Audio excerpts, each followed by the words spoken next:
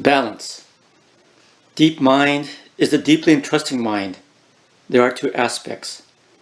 One is to believe deeply and decidedly that you are a foolish being of karmic evil, caught in birth and death, ever sinking and ever wandering in transmigration from innumerable kalpas in the past, with never a condition that would lead to emancipation. The second is to believe deeply and decidedly that Amida Buddha's 48 vows grasp sentient beings, and that allowing yourself to be carried by the power of the vow without any apprehension or doubt, you will attain birth. This is a passage that is quoted by Shinran Shonin in the chapter on faith. When we celebrate Ohigan, one of the first things that we notice is the fact that Ohigan is held during the two equinoxes.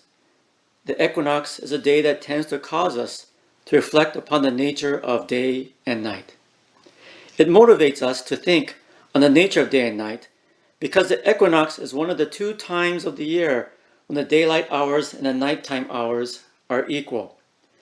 It is a day of perfect balance. It is probably for this reason that the two equinox days are typically some of the most beautiful days of the year.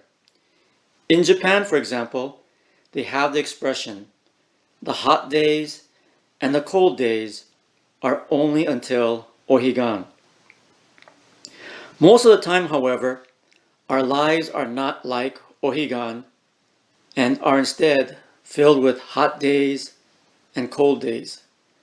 We become excited about this thing and that thing, or we become depressed and disappointed about this thing or that thing. We sometimes feel great elation, and at other times we feel a heavy burden.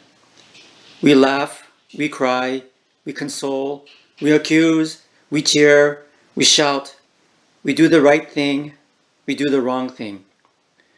We sometimes feel a need for balance in our lives. We want our lives to be like Ohigan. But how can we accomplish this?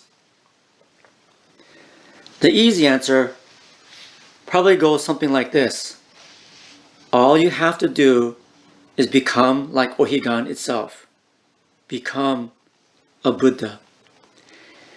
In reading the larger sutra, we discovered that the Bodhisattva who would later become Amida Buddha abandoned his country, renounced his kingship, and left behind material wealth. He himself practiced the six paramita and had others practice upon teaching them. Upon amassing and collecting virtues over a countless number of kalpa, he was within that which was desired by his heart, in accordance with his level of birth.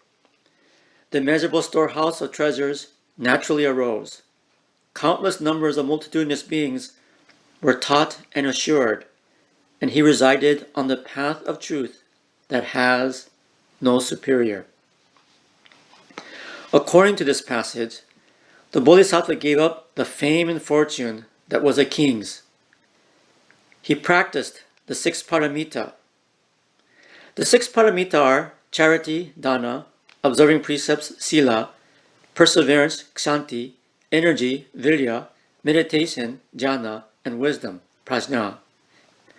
After doing these six practices for a very long time, a length of time beyond our nameable numbers, and all the while sharing it with others, the ultimate path was achieved. This is the kind of story about life that can fill our hearts with hope and joy, if we allow it to. We are told that a king gave up everything just to help us. However, even in being exposed to the wonderful story of Amida Buddha, it is still difficult to find balance in our lives.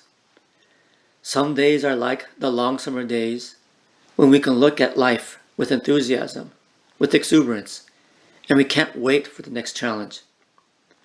Other days are like the cold days of winter, when we look at our lives and feel that there is no hope, that we are unappreciated, and wonder, what is the point of going on? In the hot and cold days, that is our lives. It is no wonder why our lives are described as that of a foolish being, of karmic evil, caught in birth and death, ever sinking and ever wandering in transmigration from innumerable kalpas in the past, with never a condition that would lead to emancipation.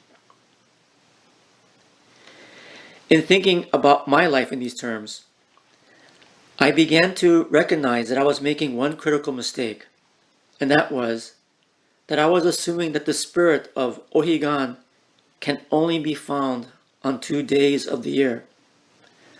Amida Buddha, in becoming Amida Buddha, did not spend just 2 days amassing and collecting virtues, but worked tirelessly, constantly, over a countless number of kalpa. It is true the equinox does only occur twice a year, but on each of these 2 days, because of the natural balance found during these days, it has allowed me to reflect on my life and the balance or unbalance found therein. And in this reflection, I have been allowed to see how even just 1 day of my life is filled with the path of truth that has no superior. Regardless of how hot or cold it may be, each and every day of my life is a life that is filled with Namo Amida Butsu.